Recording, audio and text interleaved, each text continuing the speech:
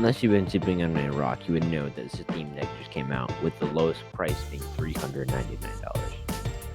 While keeping that hefty price tag in mind, I would have to make that the maximum amount of money spending during this project. While planning for this project, I needed to find a cheap operating system that would run Steam Link flawlessly, so I decided to use the Raspberry Pi 4 from CanaKit. For the construction of the controllers, I needed a cheap option because it would cut down on the cost of the Raspberry Pi project. I originally was going to use a joystick I found off of Amazon to connect to the Raspberry Pi, but after further research, it was a difficult task.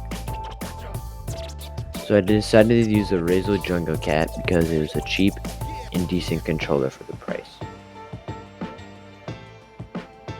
While getting your Raspberry Pi up to date and ready, in the command prompt, which is located in the top left corner, you could type sudo space apt -get space update to update Raspberry Pi. After that is finished, do sudo space apt space install Steam Link, and that will install Steam Link to your Raspberry Pi. Steam Link finishes installing. Click the Raspberry Pi symbol at the top left corner, go down to Preferences, and then click Raspberry Pi Configuration, which will pull up a menu. The option where it says Network at Boot, make sure that is on, so a check mark in that box. And then in the Performance tab where it says GPU memory, change it to 256.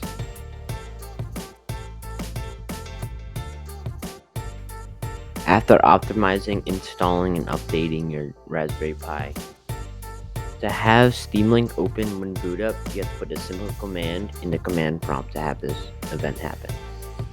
This command is called sudo space nano space slash etc slash xdg slash lx session slash lxde -pi slash auto start, and that should roll up another menu.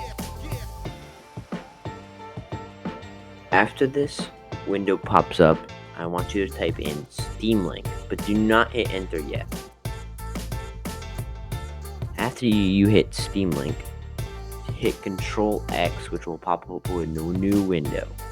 Click Y to select yes, and then click enter. And now every time you booted the Raspberry Pi, Steam Link would automatically boot with it. After you complete this, go to Bluetooth in top right corner and connect to your RAZER Jungle Cat.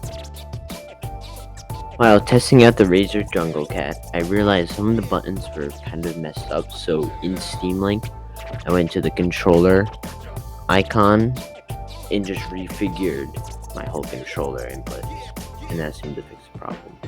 All these problems, I resorted to Amazon to find a reliable, cheap source of a monitor for the Raspberry Pi, and I decided to use the free NOVE 7-inch IPS display.